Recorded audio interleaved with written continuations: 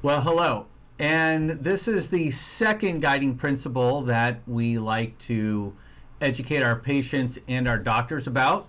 This guiding principle is actually very interesting. It's very simple. It basically is, if it ain't broke, don't fix it. Um, this is an interesting one only because in healthcare, we want to fix it and we want to act like we're a car and you're just exchanging a car part. For some reason, dentistry is very much looked upon this way by patients, and they expect that kind of treatment, and that's far from the truth. People are biological, they are not a car, and there isn't one part that everybody has that's the same. So parts or pieces or fillings or crowns are all custom to the patient, just as custom is their DNA and their bone and their tissue and how everything heals. So you have custom on the lab side or the dentistry side, where the dentist decides on a particular shape or something for a filling or a crown or a bridge or a treatment plan. And on the other side, the patient brings in a very unique biological system. So it's impossible to be a car and we just go off the shelf and exchange a car part. But for some reason, many patients feel that that's how dentistry works. So anyway, this is, if it ain't broke, don't fix it. And this is one of the most controversial things that we kind of do here. And that just happens to be because this is a healthcare practice. Healthcare is a practice. It is learning from experience.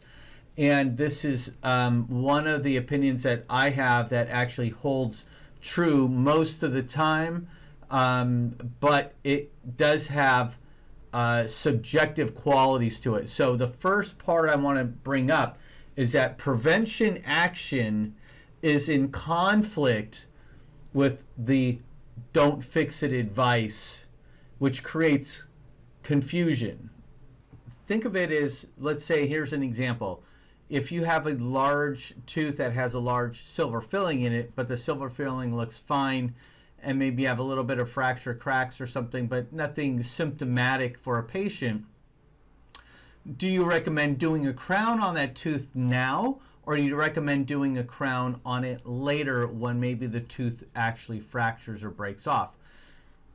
Now, a preventative-minded doctor and a preventative-minded patient would say, yes, let's go ahead and do the crown. Well, the patient doesn't realize by doing the crown, it actually can create a sensitive tooth that may lead to a root canal, or it may create an environment that around that crown that it can create a situation where it can create decay, whereas with the silver filling was easily cleaned and didn't have that.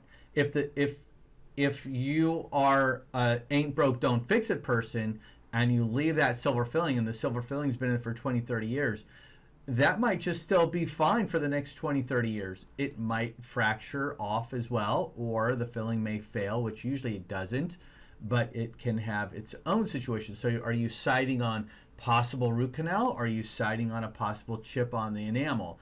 So here's the balance. A preventative-minded person versus a non-preventative-minded person. I typically side on let's wait and see, because I don't know how hard their bites are. I don't know what they're typically chewing. I don't know if they're grinder. I don't know if they are they wearing night guards, etc., etc.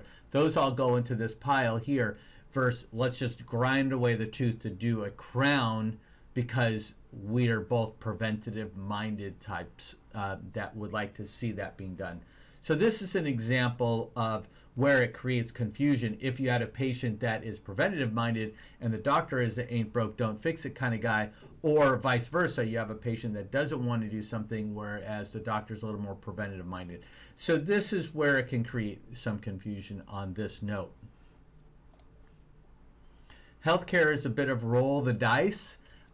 So you have to roll the dice on both of those situations, where there is subjectivity, it is biological situation, and we do not know exactly how the tooth will respond or how the tooth will last if we don't do any kind of prevention. So the last one is taking risk here is really a personal choice with the patient. It's the patient that is paying for the care, the person that's dealing with the care, the person that is feeling the care, the person, everybody's putting time and effort into this particular problem that might occur or may not occur. That's the difficult risk here, is what kind of risk, and nobody, no dentist, whether you're preventative minded or the ain't, don't do anything kind of dentist, actually can provide the patient. There's no crystal balls in any dental offices, I guarantee it. They cannot talk about it in any way, in shape or form. So the last thing is, this is our dental controversy, which means on our forums, we inform you that every dentist is an independent thinker in our offices. So every dentist may have their own opinion about how or what the treatment may be recommended for them to be.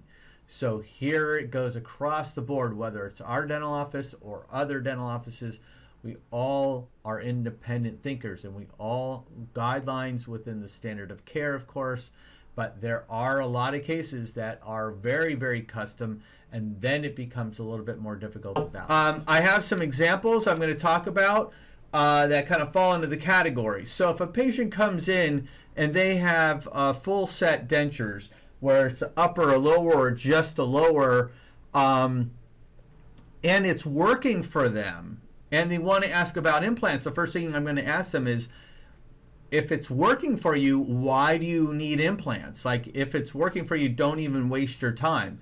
If I think that the bone is going to resorb more because they're wearing that partial denture and they're fairly young, and we want to preserve the bone, then I would start recommending the implants. If they're 95 years old and they've been working for them for 30, 40 years, I'm not going to recommend any treatment. And it's not because of their age and they can't have implants, it's that it doesn't matter anymore. It works well, so why change it? And the bone resorption is going to take too long before that doesn't work anyway. So here is another example of denture components. Dentures don't work when they're offloaded. They don't work very well, especially when you're not biting and you're only biting on the front. You're going to flip the denture down. So if the patient understands the balancing effects of a denture and really is used to it, I don't want to change the denture. In fact, I always try to use their denture, because it's very, very hard for a patient to get used to a new denture, especially an old one that they've been used to. If I can put implants in and still accommodate that same denture, I will do that, because I don't want to change what's not broken. I want to help what they have. And this is a case-by-case basis, of course. So the next one would be partial dentures. Is a good example too of, if it ain't broke, don't fix it. If a patient's used to these and is chewing and is fine and is getting by, why start adding expense for implants and starting changing things up? Implants can have infections just like anything else, or crowns and things can chip and break because now they're fixed.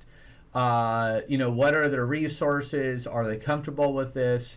I don't even do these, so I have to just sit back and say, hey, does this work for you? If it works for you, then it works for me. I don't really care. I don't do any of these things here.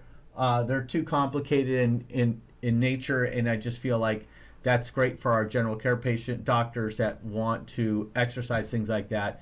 But I know how difficult these are to actually chew and function, especially when you get to a ratio of half and half of fake teeth versus real teeth. It doesn't work very well. So that's one of them. Oh, here's a very controversial one. People these days are very aware of metal in their bodies. That's a trend now for sure, for years, to get rid of silver fillings. The funny thing about these is that all through the 70s we had the same concerns, and we had spent a lot of money on research in dentistry with the National Institutes of Health, and really found out that there really are no harmful effects from silver fillings. Now, why are silver fillings gone?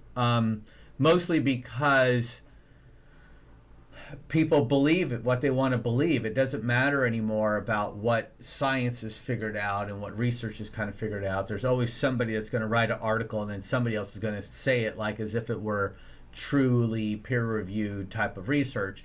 And also our society has gone more towards blurring the lines between facts and fiction. So, and this just got more and more regulated for dentists, and patients didn't want them.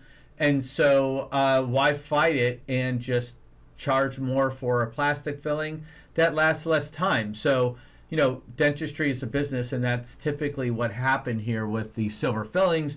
But you get the idea. Now, you might trade this for this, but the problem is you don't realize that these might have harmful effects anyway. These are petrol products, petrochemical products that may have adverse effects as well here. We just haven't demonized them yet, or have really looked at those and which one's the evil. I would say brush your teeth, don't have fillings in the first place, probably your first bet. Anyway, would I change these out? These look perfectly fine. No, I would not. I would leave those there. I don't have a problem with silver fillings for patients unless the patient has a concern. I don't recommend taking them out, but if the patient has a concern about fillings or metal allergies, what they claim, whatever it is, it's the patient that's interested. You just can't say you're replacing them for health reasons per se, because they're in the standard of care. These have not been proven to be harmful to patients' health. So that's a little bit of a malpractice faux pas if the dentist is saying that these are harmful to you, because then that blurs the line between real science and what we understand with fillings like this. So the last one's kind of a little bit of an example of kind of weird things that maybe the patient doesn't know about but may be confronted with.